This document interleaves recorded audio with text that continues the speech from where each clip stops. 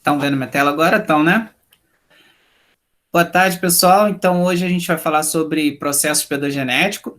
A gente já chegou a discutir um pouco sobre os processos pedogenéticos na aula passada, né? A gente finalizou com o tema mecanismo de formação, e aí a gente já iniciou já uma discussão sobre os processos pedogenéticos. Eu dei um exemplo para vocês, né, a respeito dos processos pedogenéticos. Se eu não me engano, a gente deu dois exemplos. E hoje a gente vai ficar só para discutir os processos pedogenéticos. E se vocês quiserem também, eu fico disponível para tirar alguma dúvida relacionada aos outros temas, tá ok? Antes da gente falar dos processos pedogenéticos, eu queria mostrar para vocês como que ocorre essa interação e a importância da gente entender os fatores, os mecanismos, processos pedogenéticos. A gente iniciou nosso bate-papo falando sobre os fatores de formação. Então, a gente iniciou a nossa discussão falando dos fatores de formação,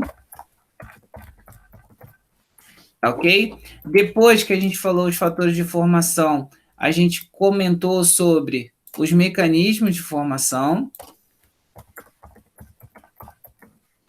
E eu disse para vocês que a interação, deixa eu colocar uma seta aqui, a interação desses mecanismos com os fatores, eles acabam dando o quê? O que nós chamamos de processos pedogenéticos. Tá? Então, deixa eu botar uma seta. Ele vai mostrar os processos pedogenéticos. Tá ok? Galera, e aí o que seria esse processo pedogenético? O que seria esse processo pedogenético?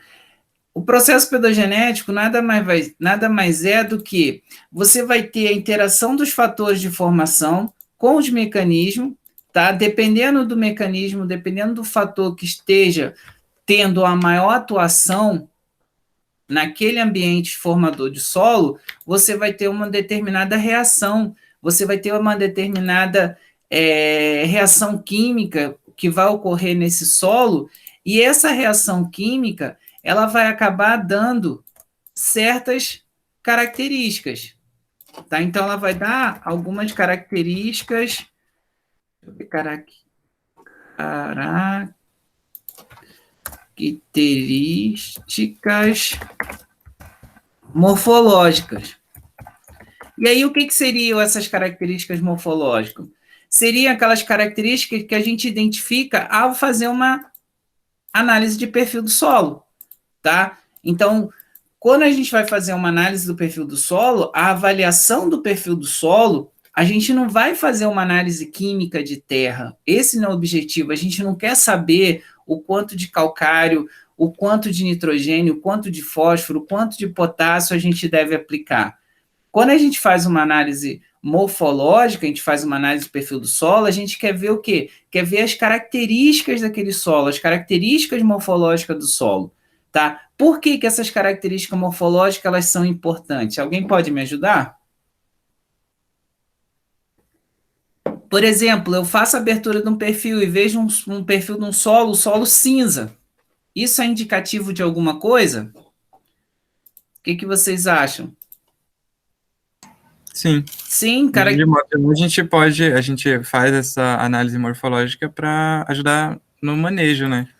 No manejo que a gente vai escolher para aquele solo. O manejo para a escolha daquele solo. Porque essas características morfológicas, elas servem para quê? Para predizer o comportamento das plantas, ao desenvolvimento dessas plantas naquele determinado solo.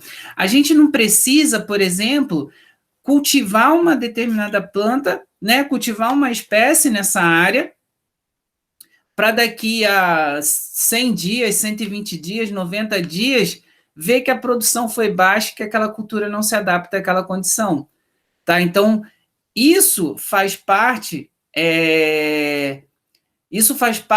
do manejo do solo. Quando a gente pensa em manejo, muitas das vezes a gente acha que o manejo do solo é passar arado, passar grade, fazer calagem, fazer adubação. E o manejo do solo ele já vai iniciar quando vocês vão escolher a cultura que vão trabalhar. Por exemplo, o exemplo que eu dei para vocês a respeito do solo cinza. O solo cinza ele tem como característica condições de baixa potencial redox, condições de redução do solo. Tá? E essa condição de redução ela é ocasionada por quê? Pelo déficit de oxigênio. Então, você tem um solo saturado. Então, se vocês prestarem atenção, esses solos de baixada, onde vocês conseguem observar permanentemente, ou em algum determinado período do ano, ele está saturado, ele está alagado, se vocês prestarem atenção, ele vai apresentar essa coloração mais acinzentada. Então, se vocês entrarem com uma cultura que não seja adaptada a essas condições, vocês vão ter uma baixa produtividade. Então, a característica morfológica ela serve para isso.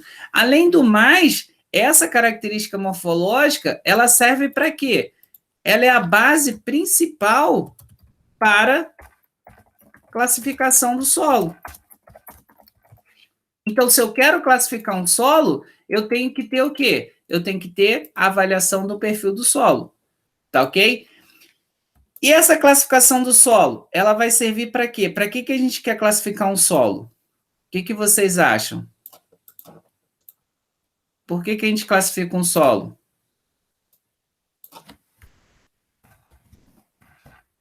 Para quê? Para o manejo dessa área.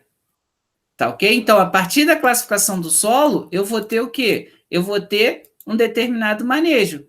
Por exemplo, quando eu classifico um solo, vocês vão ver na aula sobre classificação, vocês vão ver que classificar um solo nada mais é do que você agrupar indivíduos com características semelhantes. Por exemplo, eu vou classificar as plantas, eu vou fazer classificação vegetal. Aí eu falo para vocês, ó, eu tenho as monocotiledôneas e a dicotiledônea. Então, automaticamente, o que deve vir na cabeça de vocês? Aquelas plantas que vão apresentar as características morfológicas das mono e das di. Tá ok? Para solo é a mesma coisa. Então, você organiza uma série de informações, você simplifica essas informações e você consegue organizar grupos de indivíduos. Por exemplo, eu chego para vocês e falo assim, eu tenho um latossolo. Deixa eu copiar aqui. Eu tenho lá um latossolo. Aqui, latossolo. Quais são, galera, as características morfológicas desse latossolo? Argilosos, profundos. Vamos lá. São solos profundos. Argilosos, nem todos são. Você pode ter alguns ali com textura média, tá? Profundos, drenagem, bem drenados, né? O que mais? A gente pode colocar que eles são planos na maioria dos casos? Maioria dos casos, pode colocar plano. Relevo plano, né? E isso vai ser favorável ao quê? A bem drenagem, né? A boa drenagem. O que mais? São solos altamente intemperizados? Sim. Sim. Altamente temperizados, o que mais? Acidez. Alta ou baixa? Alta. Acidez alta significa o quê? pH baixo, alumínio trocável alto, alumínio trocável alto. O que mais? Cálcio e magnésio vai ser alto ou baixo? Baixo. Baixo. Tem mais alguma característica dos latossolos? Fósforo? Fósforo vai estar o quê? Baixo. Por quê? Por que que o fósforo está baixo? Acidez alta. Acidez alta e o que mais?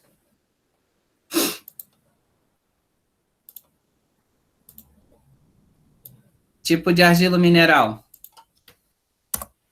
Grande quantidade de quê? Óxidos.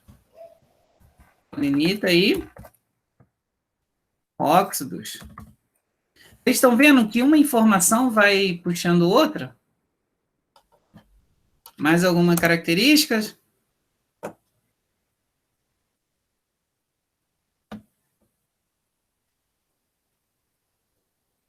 Tá bom por enquanto, né? Já tem bastante características aqui dos latossolo. Galera, aí vocês começam a pensar, essas características aqui dos latossolo, aqui a gente está fazendo o quê? As características morfológicas, correto? Essas características morfológicas do latossolo é em função de quê? O que vocês acham? É em função de quê? Essas características morfológicas. Então, tenho aqui as características morfológicas e tenho aqui a classificação. Vamos botar assim. Estou dando a cola já para vocês.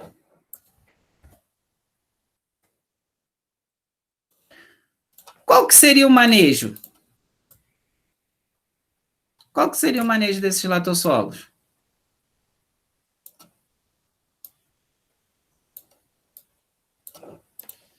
Hein, galera? Vamos pensar. Região produtora de soja, milho, algodão. Qual é a ordem de solo que vocês vão encontrar? Nossa região. Latossolo? Latossolo, boa. E aí, o que vocês veem os produtores fazendo em termos de manejo?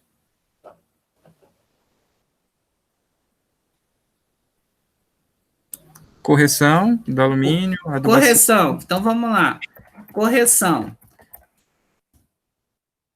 Correção. Quais correções? Correção do Acidez. alumínio. Com o quê? Calagem. Correção. Nutriente. Com quem? Adubação. Correto? O que mais que vocês veem os produtores fazendo?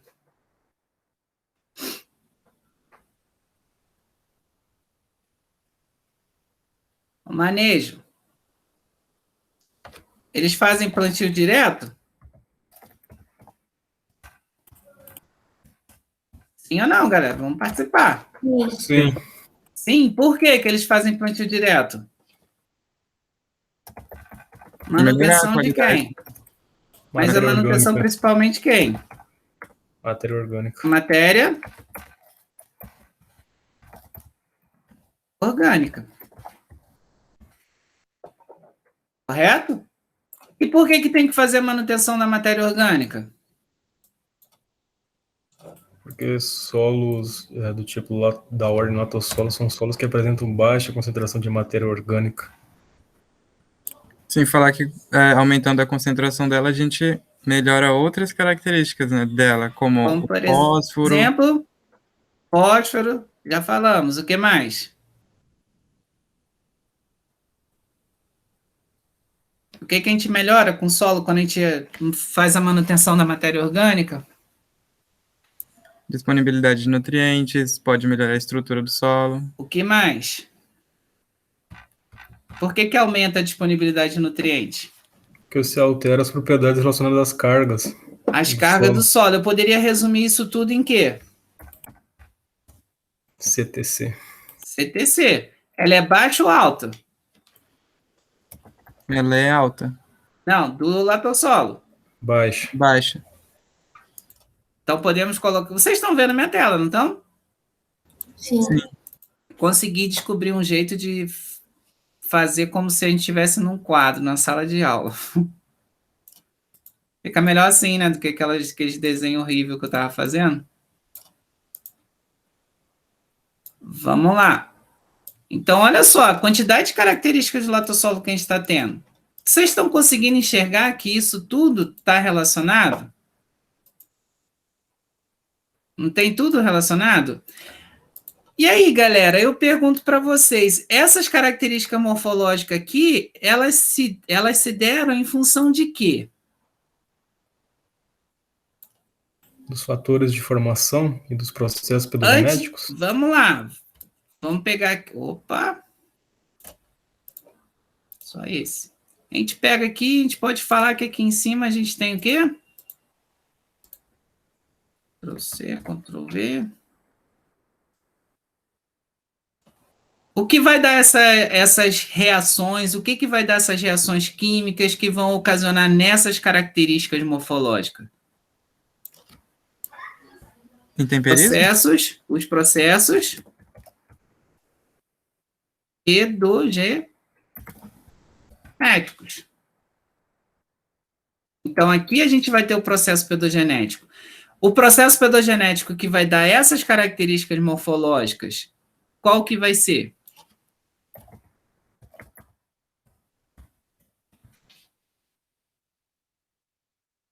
Beleza? Todo mundo conseguiu entender até aí? Sim. Sim. A linha de raciocínio vocês estão conseguindo entender? Vocês querem que eu vá mais devagar? Tá tranquilo. Esse processo pedogenético de latossolização, ele é em função de quem? Ele não é em função dos fatores... Os fatores e dos mecanismos? Vamos jogar ele mais para cá, senão vai confundir.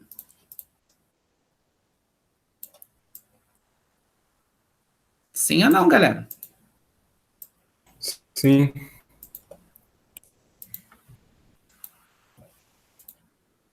E quais seriam? O que vocês acham que seria de importante para que a gente tenha essas características e esse processo pedogenético de latossolização? O que vocês acham? Principalmente os processos relacionados com as perdas, professor? Vamos jogar lá em cima. A gente vai ter o quê? Perda de quem? Principalmente bases? Bases, silício. O que mais que a gente tem como perda?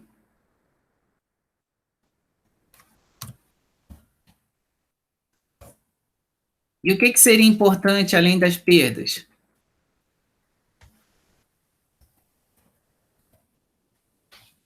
Transformação de quem?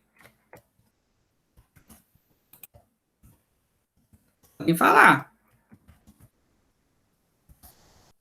Transformação principalmente dos argilominerais, né, que vão se tornar óxidos de acordo com a intensidade da latossolização. Isso aí. Mas antes disso, a gente tem a transformação de quem? Não são solos altamente intemperizados? Você não tem ali uma grande quantidade de óxido, caulinita. Então, você tem o quê? Transformação de minerais primários em minerais secundários. Tá ok? Sim. Adição entraria aqui? O que vocês acham?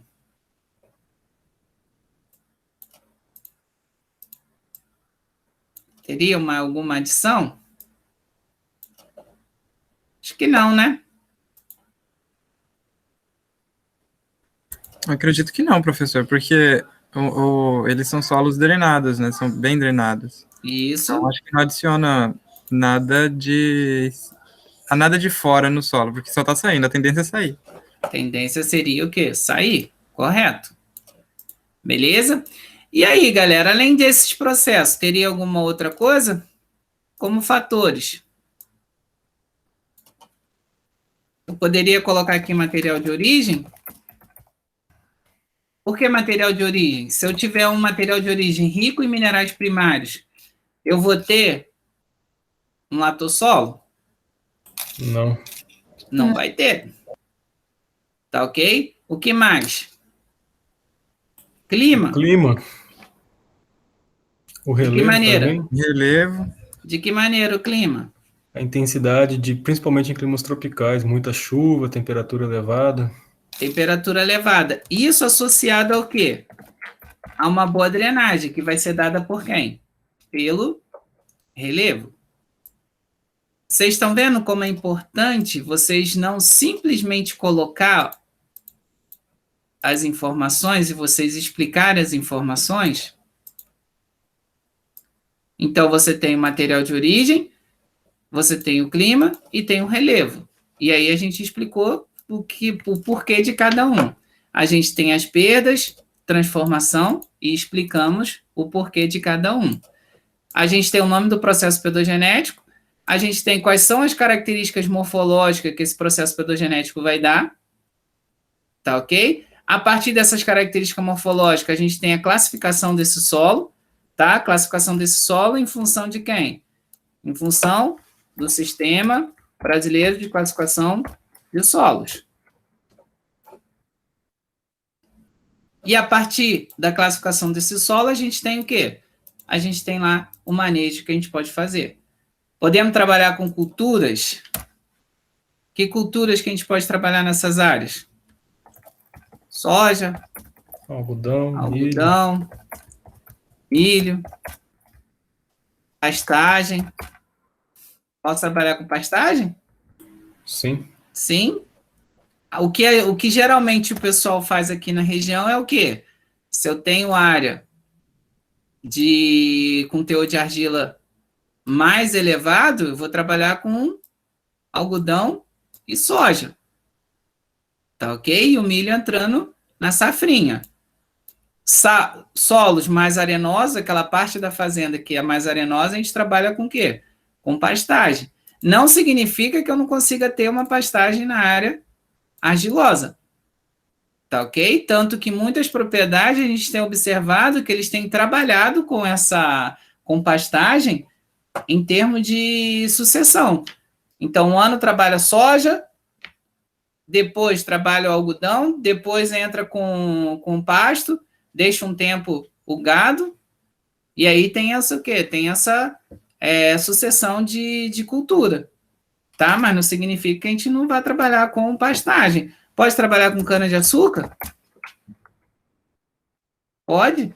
Vocês podem trabalhar com várias culturas nessas áreas. O latossolo, ele acaba sendo um solo apto a praticamente todas as culturas.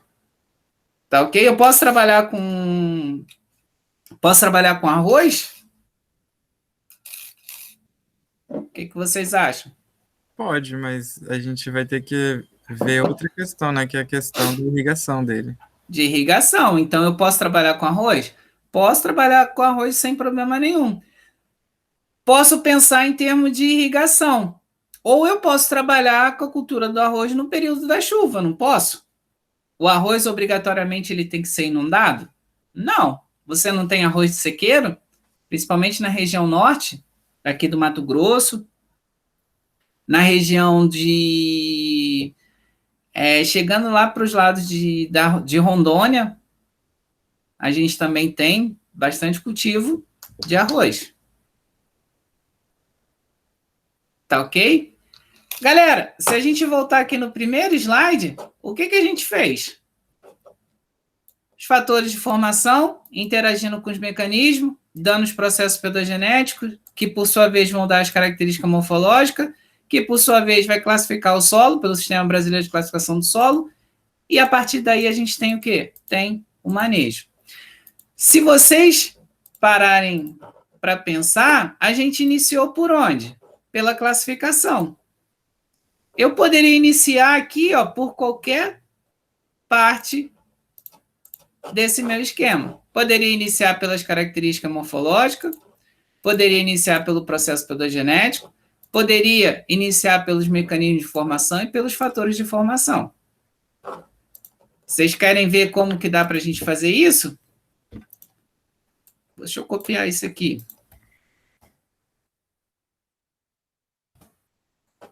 Vamos lá, manejo. Vou falar para vocês. arroz irrigado. E no arroz irrigado, deixa eu colocar aqui. Vou botar um marcador. Arroz irrigado. Esse arroz irrigado, não posso trabalhar com fonte, na realidade, fonte de N não nítrica, para não ter perda do nitrogênio por desnitrificação. Se eu tenho essa condição, galera, vamos pensar um pouco. Arroz irrigado, vamos botar aqui, arroz inundado, fica mais fácil. Não pode ser irrigado por pivô central. Eu começo a ver esse manejo assim. O manejo vai ser, eu vou trabalhar com a cultura do arroz, eu escolhi o arroz inundado, a fonte de N não nítrica. Por que disso? Se o arroz inundado significa que eu tenho o quê? Baixa concentração de quem? Dos gases. Beleza? Então, eu já posso vir aqui para a característica morfológica e colocar o quê? Ele vai ser mal drenado. Correto? Se ele é mal drenado, ele vai apresentar o quê? Cores acinzentadas. Beleza? Você vai ter o quê? Por que cores acinzentadas? Você vai ter o quê? Redução do ferro e manganês. E por conta dessa redução, se você tem a redução do ferro e do manganês, se você aplicar nitrogênio na forma de nitrato, o nitrato vai ser reduzido e esse nitrato a N2, vai para a atmosfera, vai ser perdido. Quando eu tenho essas características, galera, que solo que a gente vai encontrar nessa área?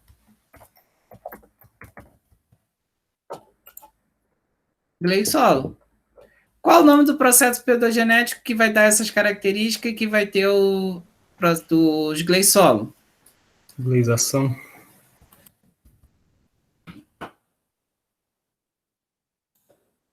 Para ter o processo pedogenético de gleisação, em termos de mecanismo, a gente vai ter o quê?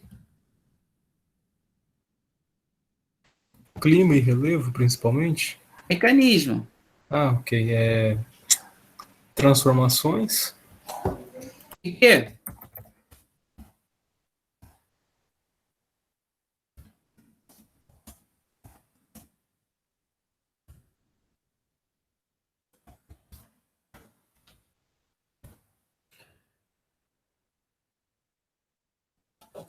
Dependendo do gleissolo, você vai ter adição também, tá?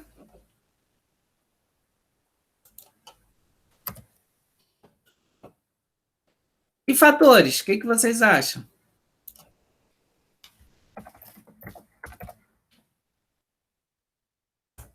E mais, além do relevo?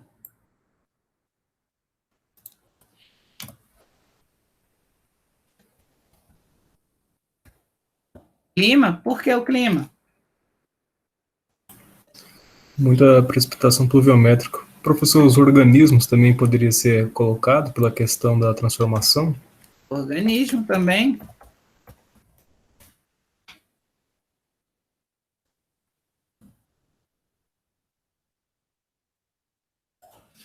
Vocês estão vendo que dá para a gente iniciar em qualquer ponto desse quadro. Então, a gente consegue iniciar esse quadro em qualquer ponto, desde que vocês tenham o domínio do que é um fator de formação, o que é um processo, o que é um mecanismo de formação, o que é um processo pedogenético, tá? As características morfológicas, classificação do solo, e aí você vai ter o quê? O manejo. Qual é o grande problema que a gente tem, na maioria das vezes? A gente quer o quê? Um manejo. A gente quer o quê? Classificar o solo. Só que a gente não tem o conhecimento das características morfológicas. E para vocês terem conhecimento das características morfológicas, vocês têm que entender o quê? Os processos pedogenéticos. E para entender os processos pedogenéticos, vocês têm que entender também a respeito de quê? Dos fatores e dos mecanismos. Beleza, galera? Dúvidas com relação a isso? Tem alguma pergunta específica para a gente iniciar a aula? Bem que a gente já iniciou, né? Sim, não? Ninguém tem nenhuma dúvida? Eu vou interromper, então, a gravação aqui para